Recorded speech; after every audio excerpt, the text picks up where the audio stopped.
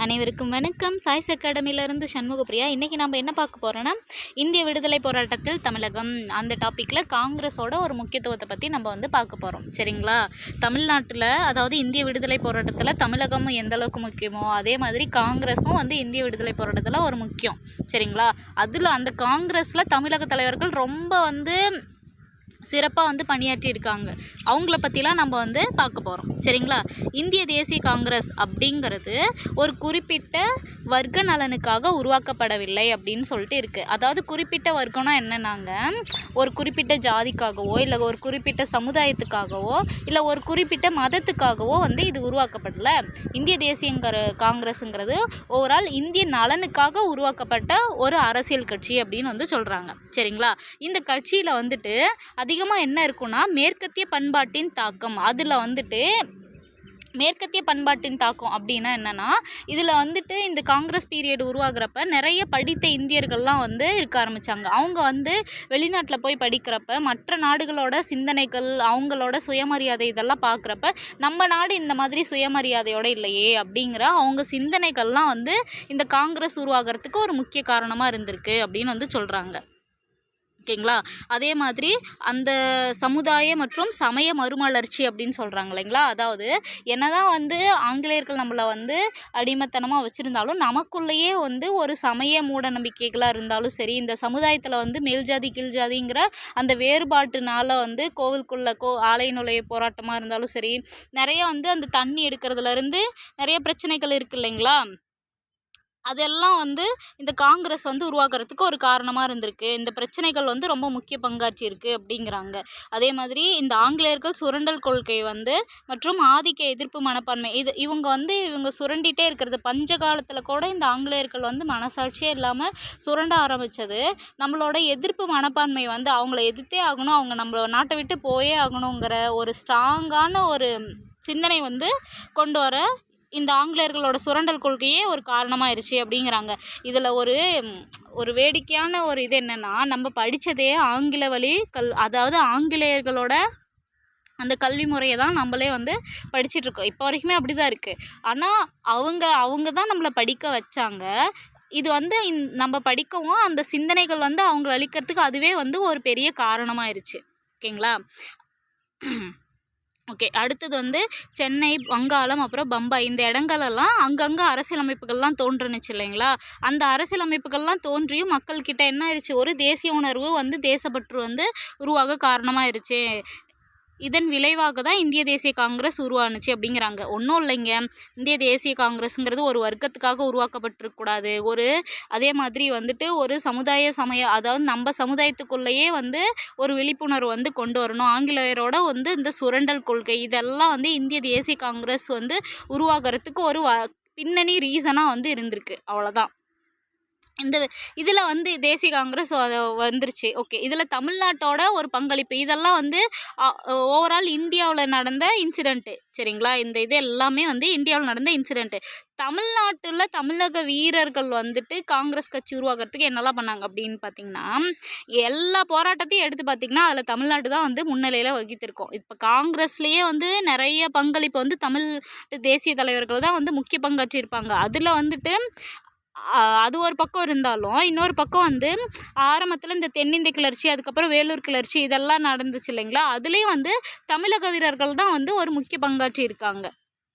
ஓகேங்களா? இந்த வேலூர் கிளர்ச்சியெல்லாம் பார்த்திங்கன்னா, கிளர்ச்சி தோல்வியை அடைஞ்சிருக்கலாம், ஆனால் அந்த கிளர்ச்சி மக்கள் மத்தியில் ஒரு பெரிய விழிப்புணர்வு ஏற்படுத்தியிருக்கு அப்படின்னு சொல்கிறாங்க.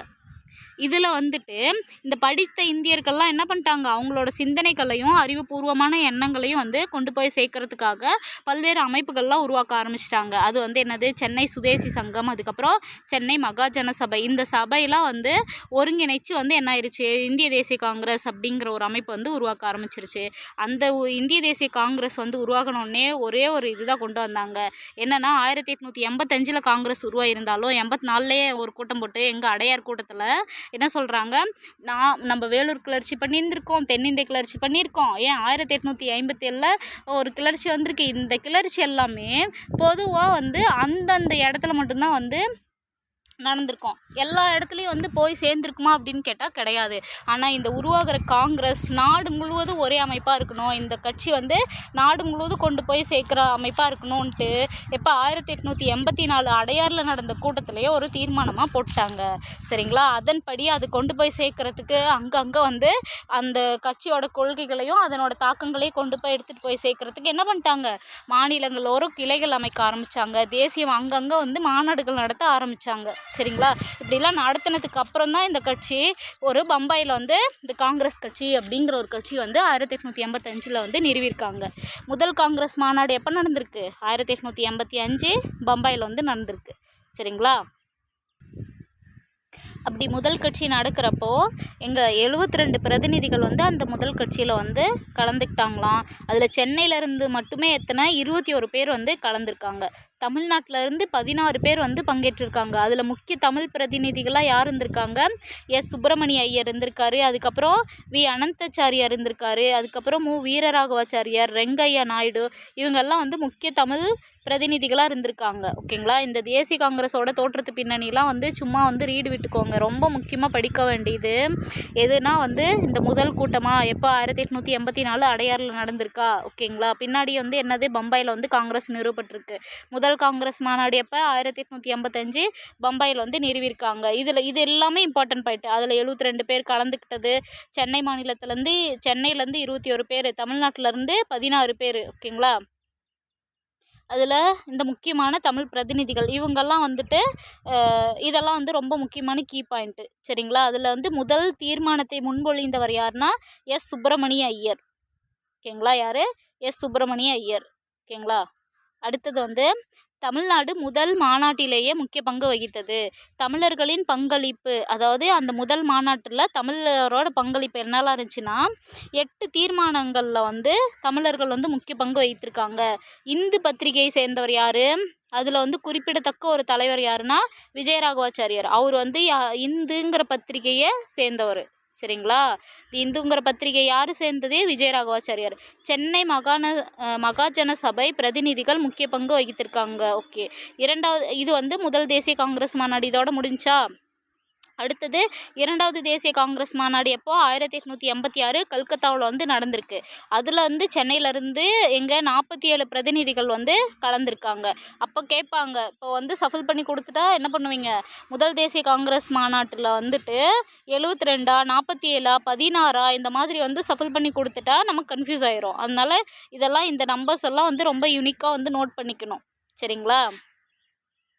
ஓகே. இது வந்து இரண்டாவது தேசிய காங்கிரஸ் மாநாடு முடிஞ்சிருச்சா? அடுத்தது மூன்றாவது காங்கிரஸ் மாநாடு எப்போ? 1887 சென்னையில் வந்து நடந்திருக்கு. சென்னையில் எங்கே? 1000 விளக்கு பகுதியில் வந்து இந்த மூன்றாவது காங்கிரஸ் மாநாடு நடந்திருக்கு. அதில் வந்து தலைமை வகித்தவர் வந்து பக்ருதீன் தியாப்ஜி அப்படின்னு சொல்கிறாங்க. இதில் ரொம்ப முக்கியமாக இங்கே பாருங்கள், திறந்த வெளியில் நடத்தப்பட்ட முதல் மாநாடு இந்த மூன்றாவது காங்கிரஸ் மாநாடு அப்படிங்கிறாங்க. இதில் சென்னையிலேருந்து மட்டுமே வந்து 362 பிரதிநிதிகள் வந்து கலந்துருக்காங்க. ஓகேங்களா? அப்போ வந்து இரண்டாவது காங்கிரஸில் வந்து சென்னையிலேருந்து 47. ஓகேங்களா? முதல் மாநாட்டில் வந்து சென்னையிலேருந்து எத்தனை? 21 பேர். மூன்றாவது காங்கிரஸ் மாநாட்டில் சென்னையிலேருந்து 362 பேர் வந்து கலந்துருக்காங்க. இதெல்லாம் வந்துட்டு ரொம்ப இம்பார்ட்டண்ட்டுனா வந்து தெரிஞ்சுக்கோங்க. அதே மாதிரி முதல் தேசிய காங்கிரஸ் மாநாட்டில் தலைமை வகித்தவர் யார்? இரண்டாவதில் வந்து தலைமை வகித்தவர் யார்? மூன்றாவதில் தலைமை வகித்தவர் யாருன்னு கேட்பாங்க. அப்போ வந்து முதல் மாநாடு வந்துட்டு நடந்துச்சு இல்லைங்களா? எப்போ? 1885 பம்பாயில் நடந்துச்சா? அப்போ அந்த பம்பாயில் வந்துட்டு யார் தலைவராக இருந்தார்? உமேஷ் சந்திர பானர்ஜி அப்படிங்கிறவர் வந்து தலைவராக இருந்தார். ஓகேங்களா? அடுத்தது 1886 இரண்டாவது மாநாடு நடந்துச்சுங்களா? ஒரு நிமிஷம். ஓகேங்களா? இரண்டாவது மாநாடு நடக்கிறப்ப அதில் வந்து தலைவராக இருந்தவர் தாதாபாய் நவ்ரோஜி. தாதாபாய் நவ்ரோஜி எந்த மாநாட்டுக்கு தலைமை வாங்கியிருப்பாங்க? இரண்டாவது காங்கிரஸ் மாநாட்டில் வந்து தலைமை வாங்கியிருப்பாங்க. இதில் இல்லை, நான் சொல்கிறேன். 1800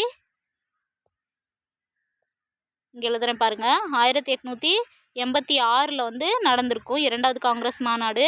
அது வந்து எந்த இடம் நடந்திருக்குன்னா கொல்கட்டா. ஓகேங்களா? கொல்கத்தாவில் வந்து நடந்திருக்கும். அதே மாதிரி 1887 வந்துட்டு சென்னையில் வந்து நடந்திருக்கும்.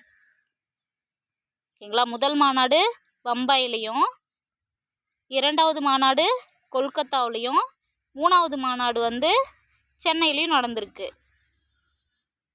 இதோ சென்னை 1000 விளக்கு பகுதியில் வந்து நடந்திருக்கு.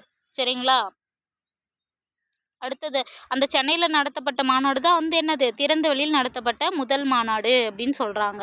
அதில் சென்னையில் இருந்ததுனாலேயே வந்து கிட்டத்தட்ட 362 பிரதிநிதிகள் வந்து கலந்துருக்காங்க.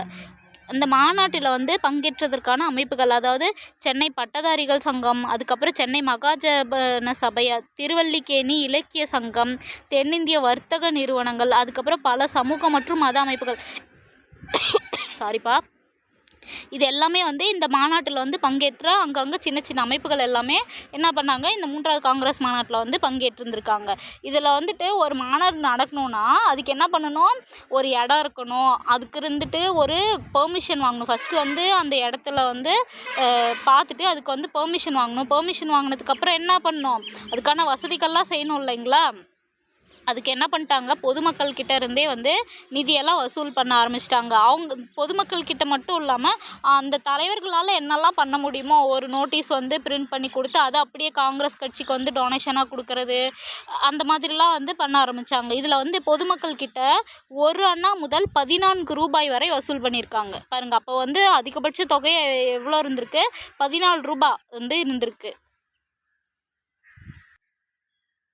நம்ம இந்த 90s கிட்டுக்கெலாம் தெரியும், இந்த 8 அணா, அதாவது 50 பைசாவை என்ன சொல்லுவாங்க, 8 அணான்னு சொல்லுவாங்க இல்லைங்களா? அந்த மாதிரி 1 அண்ணாவிலேருந்தே 14 ரூபாய் வரைக்கும் வசூல் பண்ணியிருக்காங்களாம். அப்போ 1 ரூபாய்க்கு எத்தனை, 16 அண்ணா. ஓகேங்களா? இதுக்கு வந்து முக்கியமான காங்கிரஸ் கட்சிக்கு வந்து அந்த மாநாடு நடத்துறதுக்கெல்லாம் முக்கிய நிதி உதவி யாரெல்லாம் பண்ணியிருக்காங்கன்னா, சுப்பிரமணிய ஐயர் பண்ணியிருக்காரு, அதுக்கப்புறம் தனக்கொடி முதலியார் அவர் வந்து பண்ணியிருக்காரு, மாதவராவ், இந்த மாதிரி நிறைய பேர் வந்து இந்த நிதி திரட்டுறதுக்கெலாம் ஹெல்ப் பண்ணியிருக்காங்க அப்படிங்கிறாங்க. அதே மாதிரி மாகாண வாரியாக வந்து பிரதிநிதிகள் என்ன, சென்னையிலேருந்து 361 பேர், அதுக்கப்புறம் பம்பாய் சிந்து சைட்லேருந்து 99, வங்காளம் பீகார்லேருந்து 79, இதெல்லாம் வந்துட்டு மற்ற மாகாணங்களில் வந்து குறைவான அளவு தான் வந்து வந்திருக்காங்க அப்படின்லாம் சொல்கிறாங்க. இதெல்லாம் வந்து நமக்கு இம்பார்ட்டண்ட்டாக கேட்க மாட்டாங்க. நமக்கு வந்து மோஸ்ட்டாக என்ன, அந்த காங்கிரஸ் தோன்றதுக்கான ஒரு பின்னணிங்கிறத ஜஸ்ட்டு ரீட் விட்டுக்கோங்க. அப்புறம் அந்த காங்கிரஸில் அந்த பிரதிநிதிகளோட எண்ணிக்கைகள் வந்து பார்த்துக்கோங்க. அதுக்கப்புறம் அது எந்த வருஷம் எந்த இடத்துல நடந்தது, யாரெல்லாம் வந்து முக்கியமாக ஏதாவது தலைவர்கள் இடம்பெற்றிருக்காங்களா அப்படிங்கிறது பாருங்கள். இந்துங்கிற பத்திரிகை வீரராகவாச்சாரியார் இருக்காரா, அதெல்லாம் வந்துட்டு நோட் பண்ணிக்கோங்க. ஓகே, இதில் வந்துட்டு காங்கிரஸில் அதிகமாக இடம்பெற்றது யாருன்னா, இங்கே பாருங்கள், பாமர மக்களோ வந்துட்டு இன்னொன்று வந்து கூலி வேலை செய்கிறவங்களோ அவங்களாம் வந்து இல்லை. அதிகமாக இதில் பங்களித்ததே வழக்கறிஞர்கள் தான். ஓகேங்களா? வழக்கறிஞர்கள், அதுபோல் வணிகர்கள், அதுக்கப்புறம் வந்து இந்த கூலி விவசாயிகள், அதாவது நம்ம இந்த இதில் வச்சுருப்பாங்கள்ல, அடிமையாக வச்சுருப்பாங்கல்லைங்க, இந்த பண்ணையத்தில் வைக்கிறது, அதுக்கப்புறம் வந்து இந்த கட்டாய தொழிலுக்காக வச்சுருப்பாங்கள்ல, அவங்களாம் வந்து இதில் வந்து பங்களிக்கலை. இந்த ஜமீன்தார்கள், வணிகர்கள், அது போக வந்து இந்த ஆசிரியர்கள், இந்த மாதிரி இருக்கிற தொழிலாளர்கள், அதாவது கம்பெனி தொழிலாளர்கள், அவங்கெல்லாம் தான் வந்து இந்த ஓரளவு நாலேஜ் பர்சன் தான் வந்து இந்த கட்சியில் இந்த மாநாட்டில் வந்து கலந்துருக்காங்க. ஓகேங்களா? இதுக்கு வந்துட்டு என்ன பண்ணாங்கன்னா, இதில் வந்து 37 பேர் ஓகேங்களா? இதில் வந்துட்டு என்ன பண்ணாங்க, ஒரு 32 பேர் இருக்கிற ஒரு குழு வந்து அமைக்கப்பட்டாங்க. அந்த குழுவில் வந்து முக்கியமான தமிழ்நாட்டில் இருந்த உறுப்பினர்கள் யாருன்னா, சுப்பிரமணிய ஐயர் அப்படிங்கிற ஒரு ஐயர், அதுக்கப்புறம் சாமிநாத ஐயர், சபாபதி முதலியார், விஜயராகவாச்சாரியார், இவங்கெல்லாம் வந்து தமிழ்நாட்டில் இருந்த ஒரு முக்கிய உறுப்பினர்கள். சரிங்களா? ஓகே, அடுத்தது வந்து இந்த மாநாட்டோட சிறப்பம்சங்கள், இந்த காங்கிரஸ் மாநாட்டோட ஒரு முக்கியமான சிறப்பம்சங்கள்லாம் என்னதுன்னா, என்னதான் வந்து வணிகர்கள் இருந்திருந்தாலும் வக்கீலுங்க இருந்திருந்தாலும் தமிழில் தான் வந்து பேச ஆரம்பித்தாங்க. ஏன்னா பாமர மக்களுக்கு புரியணும் இல்லைங்களா? அப்போ தானே வந்து தன்னோட கருத்துக்களில் வந்து பல்வேறு இடங்களுக்கு கொண்டு போய் சேர்க்க முடியும். அதனால் தாய்மொழியிலேயே வந்து உரைகள் வந்து பேசியிருக்காங்க. அதுக்கப்புறம் தாய்மொழியிலேயே வந்து கருத்துக்கள்லாம் அச்சிட்டு வந்து வெளியிட்டிருக்காங்க. இதனால் என்ன ஆயிடுச்சு, பொதுமக்கள் வந்து அதிகமாக வந்து பங்கேற்க ஆரம்பிச்சுக்கிட்டாங்க. ஓகேங்களா? இதில் வந்து தமிழ்நாடு காங்கிரஸ் வளர்ச்சியில் இதனால் வந்து என்ன ஆயிடுச்சு, இந்த காங்கிரஸோட வளர்ச்சியில் வந்து தமிழ்நாட்டு வந்து ஒரு முக்கிய மையமாக இருக்குது அப்படின்னு வந்து சொல்கிறாங்க. ஓகே,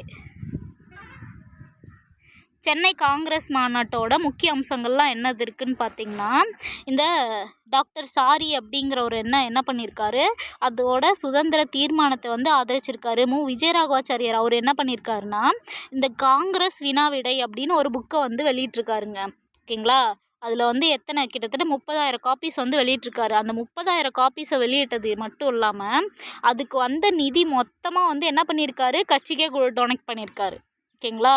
எல்லா மாநாட்டுக்கும் வந்து எங்கெல்லாம் வந்து காங்கிரஸ் மாநாடு கூடுதோ அங்கே எல்லாத்தையும் வந்து என்ன பண்ணியிருக்காரு, இந்த விஜயராகவாச்சாரியார் தன்னோட பங்களிப்பு எப்படி கொடுத்துருக்காரு, அறிவுபூர்வமாக வந்து கொடுத்துருக்காரு. காங்கிரஸ் வினாவிடைங்கிற ஒரு புக்கை வெளியிட்டு. சரிங்களா. அதே மாதிரி சர்.டி. மாதவராவ் அவர் என்ன பண்ணுறாரு, அப்படி இருக்க அந்த மாநாட்டுக்கு வரவேற்பு குழு தலைவராக இருக்கார். எங்கள் தமிழ்நாட்டோட காங்கிரஸில் அந்த காங்கிரஸ் இருக்கு இல்லைங்களா, சென்னை காங்கிரஸ் மாநாட்டில் மாதவராவ் தான் வந்து வரவேற்பு குழு தலைவராக இருக்கார். ராவ் சாஹிப் மூக்னாச்சாரி அவர் என்ன பண்ணியிருக்காரு, தமிழில் பேசி வந்து பாராட்டு வாங்கியிருக்காராம். கன்னிமாரா பிரபு அவர் வந்து என்னது, சென்னை கவர்னராக இருந்திருக்காரு. அதாவது பிரதிநிதிகளுக்கு வந்து விருது அளிச்சிருக்காரு. ஓகேங்களா. காங்கிரஸோட முக்கியமான பிரதிநிதிகளுக்கு கன்னிமாரா பிரபு அப்படிங்கிறவர் என்ன பண்ணியிருக்காரு, விருதளிச்சிருக்காரு அப்படின்னு சொல்கிறாங்க. ஓகே. இந்த தமிழ்நாட்டு காங்கிரஸ் இதை சென்னையில் மட்டுமே வந்து பல முறை வந்து காங்கிரஸ் மாநாடு வந்து நடந்திருக்கு. எப்போது 1887, 94, 98, அதுக்கப்புறம் வந்து இப்போ 1908, 1923, 1927. இது ஆக்சுவலி வந்துட்டு அங்கங்கே இருக்கிற டாட்டெல்லாம் வந்து கனெக்ட் பண்ணுற மாதிரி தாங்க இருக்கும். இது வந்து ஒரு ஃப்ளோவாக வந்து நம்மளால் கொண்டு போக முடியாது. அங்கங்கே இருக்கிற டேட்டாவை நம்மளால் இது வந்து ஃபுல் அண்ட் ஃபுல் வந்து இந்த டாபிக் காங்கிரஸ் பற்றின டாபிக் வந்து நமக்கு டேட்டா வைஸ் தான் இருக்கும். நீங்கள் 1 or 2 டைம்ஸ் ரிவைஸ் பண்ணுறப்பையும் இல்லை இது ஒரு டைம் காதால் கேட்குறப்பையும் வந்துட்டு உங்களுக்கு யூஸ்ஃபுல்லாக இருக்கும். இது இப்போ பார்க்குறப்ப கொஞ்சம் போரிங்காக தான் இந்த கிளாஸ் வந்து உங்களுக்கு இருக்கா மாதிரி தோணும். ஆனால் இது ரொம்ப ரொம்ப ரொம்ப இம்பார்ட்டண்டான டாப்பிக்கு. சரிங்களா. இதிலேருந்து கண்டிப்பாக நமக்கு வந்து கொஷின் ஏரியா இது வந்து நம்மளால் நெக்லெக்டே பண்ண முடியாது. அதனால் கொஞ்சம் வந்து உன்னிப்பாக கவனிக்க பாருங்கள். ஓகே. சென்னையில் மட்டும் எத்தனை முறை காங்கிரஸ் நடந்திருக்கு, 6 முறை நடந்திருக்கு. எப்போது 87, 94, 98 இந்த 3 ஒரு பக்கம் பிரிச்சுக்கோங்க. ஓகேங்களா. அடுத்தது 1908, 1923, 27 இந்த 3 வந்து ஒரு பக்கம் பிரிச்சுக்கோங்க. இப்படி படிச்சிங்கன்னா உங்களுக்கு ஈஸியாக இருக்கும். ஓகே. காங்கிரஸ் தலைவர்களில் தமிழர்கள்லாம் யாராக இருந்தாங்க, அதாவது காங்கிரஸோட தலைவர்களில் தமிழர்கள் இருப்பாங்க இல்லைங்களா, அந்த தமிழர்கள்லாம் யாருன்னு பார்த்தீங்கன்னா விஜயராகவாச்சாரியார். அவர் எப்போது 1920 தலைவராக இருந்திருக்காரு. சீனிவாச ஐயர் எப்போது 1926 வந்து தலைவராக இருந்திருக்காரு. ஓகேங்களா.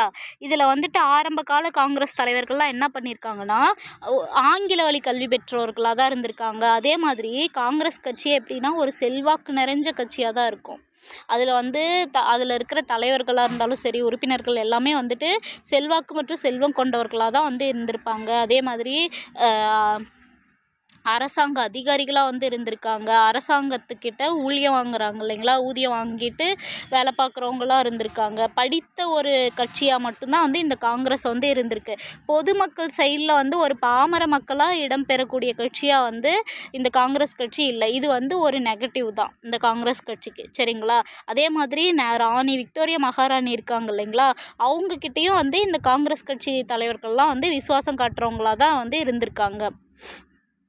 ஓகே. இந்த காங்கிரஸில் வந்து பத்திரிகைகள்லாம் எந்த அளவுக்கு வந்து ஒரு பங்களிப்பு கொடுத்துருக்கு அப்படின்னு பார்த்தீங்கன்னா, இந்து மற்றும் சுதேசிமித்திரன் இந்த பத்திரிகை, இந்த 2 பத்திரிகையும் வந்து யார், இந்துங்கிறது யார், நான் ஆல்ரெடி முன்னாடி சொன்னேன்ல விஜயராகவாச்சாரியார்னு சொல்லிட்டு.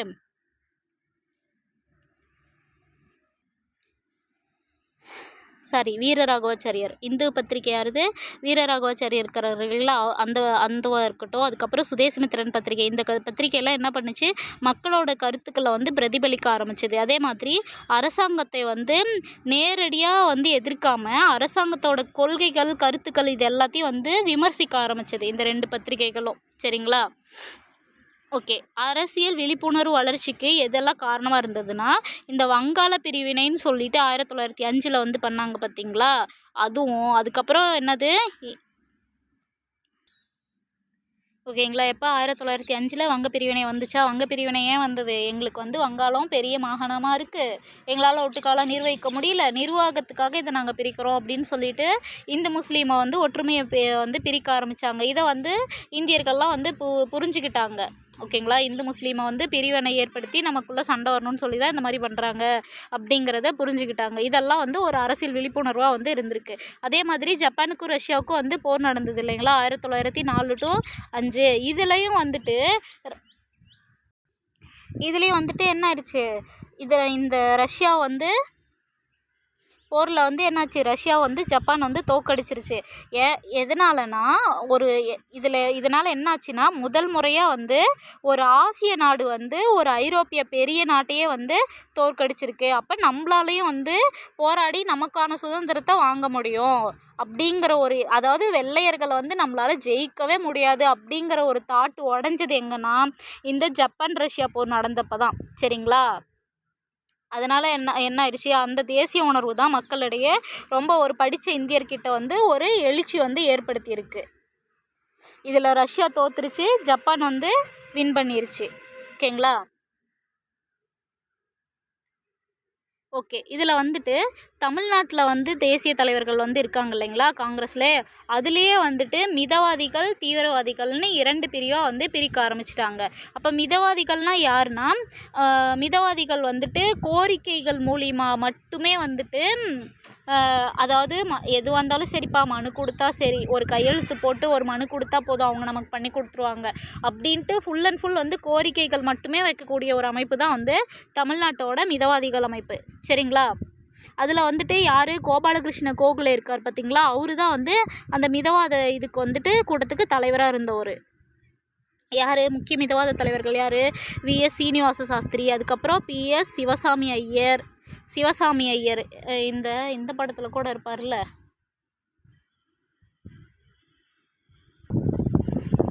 அதாவது இந்த அசுரன் படத்தில் கூட சிவசாமின்னு ஒரு கேரக்டர், அந்த தனுஷ் நேம் வரும்ல, அவர் எப்படி மெதுவாக சாந்தமாக இருப்பாரா, அதனால் அவர் வந்து மிதவாதின்னு வச்சுக்கோங்களேன். அப்போ சீனிவாச சாஸ்திரி, சிவசாமி, கிருஷ்ணசாமி, வெங்கட்ராம சாஸ்திரி, இதை வந்து இப்படி வச்சுக்கோங்க. ஒரு இதுக்காக எக்ஸாம்பிளுக்காக நான் சொல்கிறேன், ஒரு ஷார்ட்கட்காக. இப்போ வந்து சீனிவாச சாஸ்திரி யார், பெருமாள் சாமி. கிருஷ்ணசாமி யார், பெருமாள். வெங்கட்ராம சாஸ்திரி யார், அதுவும் வந்து பெருமாள். அப்போ 3 பெருமாள். ஓகேங்களா? கடைசியாக வந்து சிவசாமிக்கும் நடேசன், அப்போ நடராஜன் யார், ஒரு சிவன் சாமி அப்படின்னு வச்சுக்கோங்க. ஓகேங்களா? சீனிவாச சாஸ்திரி, கிருஷ்ணசாமி ஐயர், வெங்கட்ராம சாஸ்திரி, அதுக்கப்புறம் சிவசாமி ஐயர், ஜி.ஏ. நடேசன். இந்த இன்சல்லாம் கூட ஞாபகம் வச்சுக்கோங்கப்பா, மாற்றி கொடுத்துட்டா நமக்கு வந்து பிரச்சனையாக போயிடும். இவ்வளோ தூரம் படித்து அந்த இன்சலை ஞாபகம் வச்சுக்காமல் போயிட்டு அதில் ஏதாவது மாற்றி கொடுத்துட்டான்னா பின்னாடி நமக்கு தான் வந்து தலைவலி. அதனால் வந்துட்டு முக்கியமான இந்த மிதவாத தலைவர்கள் ஒரு 5 பேர் இருக்கிறாங்களோ அதை பார்த்துக்கோங்க. இந்த மிதவாதிகள் தீவிரவாதிகள்னால் ஒன்றும் இல்லை, மிதவாதிகள்ங்கிறவங்க வெறும் லெட்டர் போடுவாங்க, அதுக்கப்புறம் வந்து கோரிக்கை வைக்கிறதே மனு கொடுக்குறதே எல்லாம் வந்து அரசாங்கம் பார்த்துக்கொண்டு ஃபுல் அண்ட் ஃபுல் அவங்கள மட்டுமே டிபெண்ட் பண்ணியிருக்கவங்க. இவங்க தீவிரவாதிகள்ங்கிறவங்க தன்னோட கொள்கைகளை தீவிரமாக இருந்து அதெல்லாம் முடியாது, எங்களுக்கு உடனடியாக சுதந்திரம் வேணும், நீ சுரண்டன வரைக்கும் போதும், நீ கிளம்பு அப்படின்னு சொல்லிட்டு அவங்களோட பொருட்களை புறக்கணிக்கிறதா இருக்கட்டும், அதுக்கப்புறம் சாலை மறியல் பண்ணிட்டு ரோட்டில் நடந்து வந்து போராட்டம் நடத்துகிறாங்க இல்லைங்களா, எங்களுக்கு உடனடியாக தீர்வு வேணும்னு சொல்லிட்டு அவங்க தான் வந்து தீவிரவாதிகள். சரிங்களா? அப்போ மிதவாதிகளுக்கு தலைவர் யார், கோபாலகிருஷ்ண கோகலே. இந்த கோபாலகிருஷ்ண கோகலே யாருக்கு வந்து இன்ஸ்பயர், காந்திக்கு வந்து இன்ஸ்பயராக இருந்தவர். ஓகேங்களா? மகாத்மா காந்தி அவர்களுக்கு இன்ஸ்பயராக இருந்தவர் தான் இந்த கோபாலகிருஷ்ண கோகலே. அதே மாதிரி இந்த மிதவாதிகள் வந்துட்டு எப்படி பெரும்பாலும் வந்து பிராமின்ஸாக இருந்திருக்காங்க, அவங்கள அதிகமாக வந்து வழக்கறிஞர்கள் தான் இருந்திருக்காங்க, அரசாங்கத்துக்கு ஆதரவு கொடுத்துருக்கிறா இருக்காங்க. அதே மாதிரி மிண்டோ மார்லி சீர்திருத்தம் இருக்கு இல்லைங்களா, அதை வந்து ஆதரிச்சிருக்காங்க. மான்டேக் செம்ஸ்போர்டு அந்த அவங்களோட அறிக்கையை வந்து வரவேற்றிருக்காங்க. இரட்டை ஆட்சி முறையை வந்து ஏற்றுக்கிறாங்க. அதாவது அரசாங்கத்துக்கு அதை இணக்கமாக போயிட்டு அதில் மூலியமாக ஏதாவது மாற்றம் வரணும் அப்படின்ட்டு நம்பினவங்க தான் இந்த மிதவாதிகள். சரிங்களா? இவங்களோட குறைபாடுகள் அப்படின்னா என்னது பார்த்திங்கன்னா, இவங்க வந்து ரவுலட் சட்டம் வந்துச்சு இல்லைங்களா, யாரை வேணாலும் எப்போ வேணாலும் எந்த இதுவும் இல்லாமல் கைது பண்ணலாம் அப்படின்னு சொல்லிட்டு, அதுக்கு வந்து காந்தி வந்து சத்தியாகிரகத்தை வந்து ஆரம்பிச்சிருப்பார். ஆனால் இவங்க வந்து அதை ஆதரிக்கலை. காந்தியோட போராட்டத்திலேயே இந்த மிதவாதிகள் வந்து பங்கேற்கலாம். இவங்க வந்து அரசாங்கத்தை எதிர்த்து எதுவுமே பண்ண மாட்டாங்க. ஒன்ஸ் எங்களுக்கு இதெல்லாம் பண்ணி கொடுங்கப்பா, இதெல்லாம் பண்ணி கொடுங்கப்பா, இதெல்லாம் எங்களுக்கு தேவைப்படுதுப்பா அப்படின்னு வெறும் கோரிக்கை மனு மட்டும்தான் வைப்பாங்க. அவங்க அந்தாண்ட அந்த பேப்பரை காசிக்கு போட்டு ஏதாவது வடை பஜ்ஜி சாப்பிட்டு போயிடுவானுங்க ஆங்கிலேயர்கள். ஓகேங்களா? இது வந்து ஒர்க் அவுட் ஆகுமான்னு கேட்டால் கண்டிப்பாக இது வந்து ஒர்க் அவுட்டே ஆகலை. அதே மாதிரி தமிழ்நாட்டில் தீவிரவாதிகள் யாருன்னா, தீவிரவாதிகளுக்கு வந்து தலைவராக இருந்தவர் யார், பாலகங்காதர திலகர். அதே வந்து சேலம் விஜயராகவாச்சாரியர். ஆக்சுவலி சேலத்தில் விஜயராகவாச்சாரியருக்குன்ட்டுனே ஒரு வந்து ஒரு மெமோரியல் இருக்குது, ஒரு சிலை மாதிரி வச்சு வந்து பண்ணியிருக்காங்க சேலம் சென்ட்ரல் லைப்ரரி கிட்ட. சேலத்துக்காரங்க யாராவது இருந்தால் கமெண்ட் பண்ணுங்கள் சரிங்களா. அவரு தான் வந்து என்னது தீவிரவாதத்தின் தந்தையாக வந்து சொல்கிறாங்க. இதில் முக்கிய தீவிரவாதிகள் யார்? அதாவது அவரோட கொள்கைகளை வந்து தீவிரமாக இருந்தவங்க, அவங்களோட கொள்கைகளை தீவிரமாக பின்பற்றினவங்க தான். ஓகேங்களா. ராஜகோபாலாச்சாரி, அதுக்கப்புறம் டிஎம் நாயர், கஸ்தூரி ரங்க ஐயங்கார், அப்புறம் ராமசாமி ஐயங்கார், இவங்கெல்லாம் வந்து முக்கிய தீவிரவாதிகளாக இருந்திருக்காங்க. தமிழ்நாட்டில் வந்து பார்த்திங்கன்னா வந்துட்டு வஉ சிதம்பர பிள்ளை இருக்கார் இல்லைங்களா, அவர் என்ன பண்ணியிருக்காரு 1906 வந்து தூத்துக்குடியில் வந்து சுதேசி கப்பல் கம்பெனி அப்படின்ட்டு வந்து தொடங்கி இவர் வந்து சுதேசி கப்பல் கம்பெனியை தொடங்குறதுக்கு ஒரு முக்கிய காரணமாக என்ன இருக்குன்னா, இவர் தொடங்கின அந்த டைம் பீரியட் இருக்குது இல்லைங்களா 1906, அந்த டைம் பீரியடில் வந்து என்னாச்சுன்னா இந்தியா அப்புறம் இலங்கை இந்த ரெண்டுக்கும் இடையில வந்து பிரிட்டிஷ் இந்தியா இருக்குது இல்லைங்களா, பிரிட்டிஷ் இந்தியா ஸ்டீம் நேவிகேஷன் அப்படின்ட்டு ஒரு கம்பெனி, அதாவது என்னது BISN, அதாவது பிரிட்டிஷ் இந்தியா ஸ்டீம் நேவிகேஷன் அப்படிங்கிற அந்த கம்பெனி என்ன ஆயிடுச்சுன்னா, ஓகேங்களா NC, ஓகே, இந்த கம்பெனி வந்து இந்தியா இலங்கை, இந்த பக்கம் இந்தியா இருக்குது, இங்கே இலங்கை, இவங்க ரெண்டு பேர்த்துக்கும் இருக்கிற அந்த கடல் கட்டணம் ஃபுல்லாக, அந்த கடல் வணிகத்தை ஃபுல்லாக வந்து யார், இந்த பிரிட்டிஷ் கம்பெனி தான் வந்து கண்ட்ரோலில் வச்சுருந்தாங்க சரிங்களா. இதனால் என்ன ஆயிடுச்சுன்னா அவங்கக்கிட்ட வந்து அதிகமான கட்டணம் வந்து வசூலித்தாங்க. இந்தியாவிலேருந்து இந்த கப்பல் இங்கே போனாலும் இங்கேயும் அதிக கட்டணம், இலங்கையிலேருந்து பொருட்கள் இந்தியாவுக்கு வரதுலையும் வந்து அதிகமான கட்டணம் வந்து வசூலிக்க ஆரம்பித்தாங்க. இதனால் ஃபுல் அண்ட் ஃபுல் இந்த இது இருக்குல்ல இந்தியா, அதாவது British India steam navigation company இருக்குது இல்லைங்களா, இதை ஃபுல்லாக இவங்க மட்டும்தான் வந்து கண்ட்ரோலாக வச்சுருந்தாங்க, இந்த ரெண்டு நாட்டுக்கும் இருக்கிற அந்த கப்பல் வர்த்தகத்தை. இதனால் அதிகப்படியான வரி வசூல் வந்து பண்ண ஆரம்பித்தாங்க, அதிகப்படியான கட்டணங்கள் வசூலிக்க ஆரம்பித்தாங்க. இந்தியர்களுக்கு இதில் வந்துட்டு சம வாய்ப்பே இல்லை. இதில் இருந்தவங்க எல்லாமே வந்து இந்த கம்பெனியில் பிரிட்டிஷ் ஆளுங்களாக மட்டும்தான் இருந்தாங்க. இதுக்கு வந்து வெள்ளையர்களோட ஆதிக்கத்தை நம்ம எப்படியாவது எதுக்கணும், இந்தியர்களும் வந்து ஏன் நம்மளாலலாம் வணிகம் பண்ண முடியாதா அப்படிங்கிறதுக்காகவும் நம்ம நாட்டோட பொருளாதாரத்தை நம்ம தான் வளர்க்கணும் அப்படிங்கிற நோக்கத்தோடு தான் என்ன பண்ணியிருக்காரு இந்த வஉசி வந்து இந்த கப்பல் நிறுவனத்தை 1906 வந்து தூத்துக்குடியில் வந்து தொடங்கியிருக்காரு சரிங்களா. இதை வந்து அவர் ஒரு கம்பெனியாக மட்டும் அவர் வந்து நிறுவலை, இது ஆங்கிலேயர்களுக்கு வந்து எங்களாலேயும் முடியும் அப்படிங்கிறத வந்து இவர் வந்து காமிச்சிருக்காரு. யார்? வஉ சிதம்பரம் பிள்ளை 1906 சரிங்களா. ஓகே, இது வரைக்கும் வந்து நம்ம பார்த்துருக்கோம். இதுவே போதும், ஏன்னா இப்போவே வந்துட்டு கிட்டத்தட்ட 26-27 நிமிஷம் ஆயிடுச்சுங்களா. ஏன்னா இது வந்து ஃபுல் அண்ட் ஃபுல் நம்மளுக்கு எப்படி வந்து ஒரு அங்கங்கே இருக்கிற டாட்டை வந்து கனெக்ட் பண்ணுற மாதிரி தான் இருக்கும், ஒரு வந்து ஃப்ளோவாக இருக்காது இந்த கண்டென்ட்டு. ஆனால் இது ரொம்ப ரொம்ப முக்கியமான கண்டென்ட்டு, அதனால் கம்மியாக பார்க்கலாம். இதில் வந்துட்டு ஒரு டிப்ஸ் மாதிரி உங்களுக்கு கொடுத்துட்றேன். நான் ஏன் இந்த பார்டர் இதை கொண்டு வந்திருக்கேன், இந்த மாதிரி ஒரு அமைப்பில் வந்து பிடிஎஃப்பில் கொண்டு வந்திருக்கேன். நம்மளோட மனித கண்கள் இருக்குது இல்லைங்களா, நாளடைவில் நம்ம இப்போ வந்து டிஜிட்டல் இது தான் அதிகமாக பயன்படுத்த ஆரம்பிச்சிட்டோம். ஃபோனுலேருந்து லேப்டாப்லேருந்து எல்லாமே அதிகமாக டிஜிட்டலாக தான் நம்ம பார்க்கும்போது கண்ணோட நரம்புகள் வந்து அதிகமாக பலவீனமடைய வாய்ப்பு இருக்குது. அதனால் நம்ம ஐஸால் என்ன பண்ண முடியாது, குட்டி குட்டி லெட்டர்ஸ் எல்லாம் ஃபோக்கஸ் பண்ண முடியாது. அதே மாதிரி கண் எப்படி போகும்னா, இங்கே ஒரு இடம் பார்க்கும், இந்தாண்ட ஒரு இடம் பார்க்கும், இந்தாண்ட நீங்களே ஒரு ரூம் இருக்குதுன்னு வச்சுக்கோங்க, இப்படி ஒரு ரூம் இருக்குது, அந்த ரூமில் சுற்றியும் வந்து நோட்டை விடுங்களேன், சுற்றி ஒரு ரவுண்டாக பாருங்கள். கண் வந்து இங்கே இருக்கிற பொருள் இப்படின்னு பாயிண்ட்டாக தான் வந்து பண்ணுமே தவிர இப்படி சரௌண்டிங்கெல்லாம் வட்டம் அடிச்சுலாம் பார்க்காது. அப்போ நீங்கள் இந்த பிடிஎஃப்லாம் இப்படி பார்க்குறப்ப இதுவா ஓகே, பெரும்பாலும் பிராமண மத்திய வர்க்கம் வழக்கறிஞர்கள் அதிகமாக இருந்தாங்க, மிதவாதிகள் அம்சத்தை வந்து இவங்களாம் இப்படி பண்ணியிருக்காங்க, ஓகே, இரட்டையாட்சியை வந்து இவங்களாம் ஏற்றுக்கிட்டாங்க, இதுதான் வந்து மிதவாதிகளோட ஒரு இது அப்படின்னு சொல்லிட்டு நீங்கள் டக்குன்னு வந்து படிச்சுட்டு வர முடியும். இதனால் இந்த பார்டர் கொண்டு வந்து இந்த பிடிஎஃப் இந்த சைஸ்க்கு மட்டும் கொடுக்கறதுனால என்ன ஆகும்னா, உங்களோட கண் இங்கே பாயிண்ட் பண்ணுதா, இப்படி பாயிண்ட் பண்ணுதா, இந்த வார்த்தையும் ஆட்டோமேட்டிக்காக படிச்சிடும். அப்போ என்னாகும், உங்களோட படிக்கிற கெப்பாசிட்டி வந்து ஸ்பீடு வந்து இன்க்ரீஸ் ஆகும். இதனால் உங்களுக்கு ஹை ஸ்ட்ரெயின் கம்மியாகும், படிக்கிற வேகம் அதிகரிக்கும், உங்களால் இன்னும் எஃபிஷியண்ட்டாக படிக்க முடியும், கண்ணும் வந்து மோஸ்ட்லி டயர்ட் ஆகாது. இதனால தான் நான் இதை வந்து ரொம்ப கஷ்டப்பட்டு நான் இதை எடுத்துகிட்டு வந்திருக்கேன். இதை நீங்கள் வந்து பயன்படுத்திக்கோங்க. அதுதான் நீங்கள் எனக்கு கொடுக்குற ஒரு கிரெடிட்டாக நான் வந்து பார்க்குறேன். இதை வந்து முழுமையாக நீங்கள் வந்து பயன்படுத்திக்கோங்க. நன்றி. நம்ம அடுத்த வீடியோவில் சந்திக்கலாம்.